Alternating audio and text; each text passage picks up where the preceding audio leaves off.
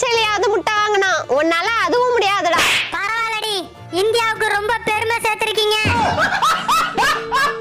எம்மாடி 3 கோழிக்கு முட்டை வச்சாச்சு, யாரெல்லாம் அடை காக்க வரீங்க?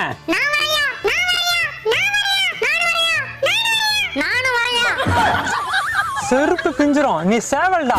ஏண்டி முட்டை போடுறதுக்கு ஒரு மூதவியும் வரல, அடபடுக்க மட்டும் வாரி கட்டிட்டு வரீங்க.